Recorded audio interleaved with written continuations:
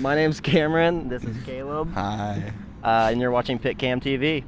Your first European tour ever is coming to an end. How have you guys been received by the crowds over here? It's been unreal. That it's like our first time over here, and it's just everyone knows words. They speak a different language half the time, and it's crazy that they know our lyrics, I guess. Yeah, I don't know. The shows have just been like some of the craziest crowds I've ever played for in my entire life. Really? And it's really awesome that that's the case because, I mean, yeah, it's our first time. We had no idea what to expect. So it's just, I don't know, kind of cool. How do you go over with the European crowds compared to the American ones? Can you tell a difference?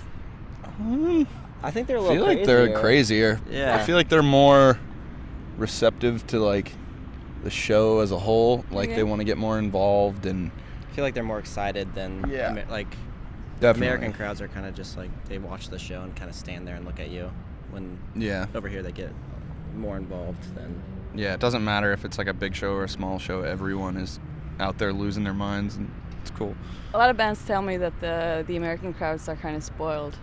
Oh, You guys feel like that as well? I mean, well, There's so many tours going on at the same there's time in America. always So tours going on, and the tours go on for like a month and a half and go to every single place ever, and so it is, coming over here, it is odd to see, like, because we're just so used to that. That's our culture, it's just that shows are always going on and you can always go to one. But out here, the band has to fly over if they're from somewhere else, and it's a whole ordeal, and it's only usually 2 weeks, and I don't know. So I think people are a lot more grateful for like the packages that come out here, and which is kind of cool. I don't know. Is it true that you guys started the band more like a joke? Well, there's confusion there. Is that That's why I'm asking. there was a previous band called BEARTOOTH that was a different band. Oh, really? That was a joke band that we had. This was always a real band. Well, I mean, kind of. It started off as just songs I wrote in my basement. I mean, I guess that's still what it is now, but basically, there was a band called BEARTOOTH that was a joke. Okay. This But one's different music, slightly like- less of a joke. Okay. But yeah, totally slightly, different. Very slightly. Very slightly less of a joke. No, but Still different pretty big music. joke. Still a joke. So why the name Beartooth? Literally, it was just our old bass player grew up on Beartooth Court, and we were just like, well, that sounds cool, and just put the words together, and and it's, I mean, I guess it's hard to confuse that on like Google or something. Like if you Google Beartooth, you're getting the Beartooth Mountains. Like there's this thing called the Beartooth Pass apparently, or us. So I'm fine with that. I get that because I was like doing research on issues, and if you Google issues, it's like Yeah. okay. Right. Too common of a word. Yeah, exactly. So far you only have an EP out, right? Yes. When can we expect a full length? Soon. I know you guys are working on it. Can't really but- say, but It's- you it's will find done. out soon. Okay. Yeah. So what can you tell me about the album? Like the recording process, writing process, everything.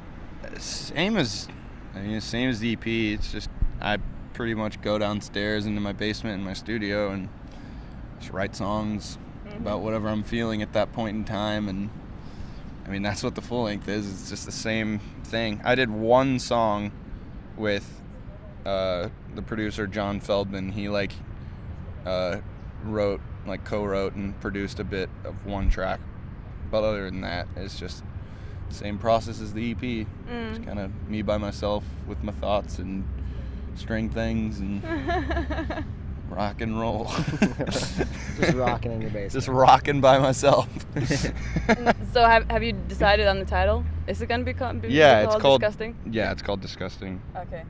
What can you tell me about that combination, like sick and disgusting? Was that the plan from the beginning? Yeah. Oh, originally the EP was going to be called Sick and Disgusting because there was going to be a title track on it called Sick and Disgusting. Okay. But we decided that would fit better with the full length, that track. So there is a track. It's like kind of the title track of the EP and the full length, but it's called Sick and Disgusting. And once you hear it, it'll all make sense. But I can't really tell you much else. Okay. Well, you have been involved in like several bands and projects, but it seems to me like the music of BEARTOOTH is very different from everything that you've been doing up until now. Why did you decide to take the band in that direction? Just because I felt like emotionally it was the easiest way for me to connect to it. Like, because the whole point is just letting out negative emotion or just any emotion really. It's intense. And I feel like for me that, I'd write and yell, and I might as well play music where I'm just kind of throwing the guitar around and bending strings, and I want it to sound like you can hear that if it's, chords are being bent out of tune and there's feedback, and you know what I mean? Like, I want you to be able to hear the amp, the buzz of the amp in the background. And so, I don't know. It just felt more natural and easy to connect with. Are you still involved with other projects as well? Me? I do some electronic stuff on the side, and I've been doing that forever, and it's kind of been on a hold for a little while because we've been really focused on BEARTOOTH, but we do have some projects. Oh, yeah. Got a couple projects on the come up. Yeah, we just kind of write songs in different genres, like 30-second songs, and kind of as a joke, but they're still awesome. They're dead serious. They're dead serious. Yeah. We wrote like a pop punk song and an 80s rock song. Yep. Called Whiskey and Women. Whiskey and Women is our AC/DC style bar band. Yeah. Hometown Underdog. It's a pop punk band. Pop punk band. We just tried to make it the most pop punk, lyrics, sappy lyrics. So. Black Smoke. Gonna be getting huge soon. Disposal. Gonna be getting huge. We're building an empire. We're building the empire. We can't be held to one genre. You gotta keep writing. Keep writing and pushing yourself and rocking and rolling. Yep. They all have to be rock though. Oh yeah, it's some sorts of rock.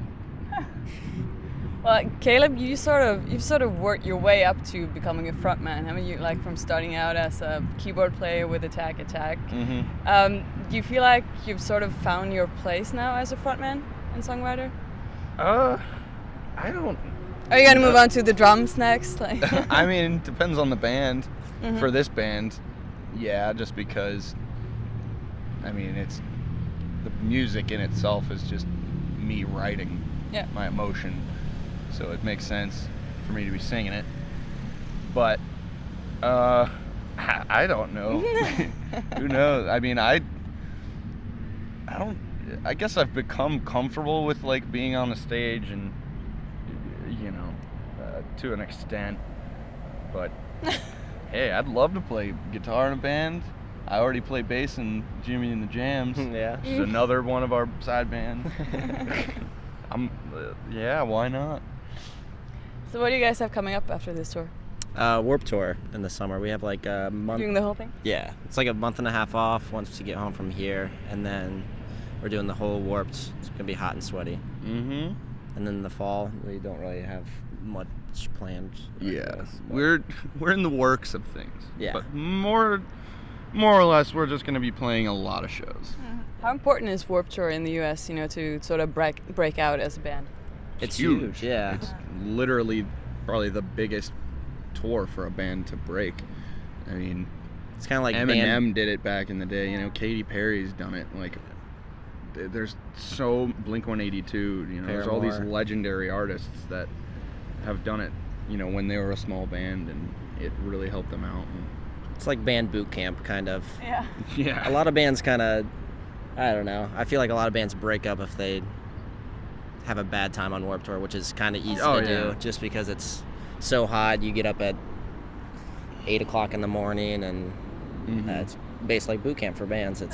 And summer camp. You just get to hang out with everyone. It's really cool. Yeah. I'm guessing it gets better as you get to play the main stage or whatever they call it, and later in the night and everything. Yeah.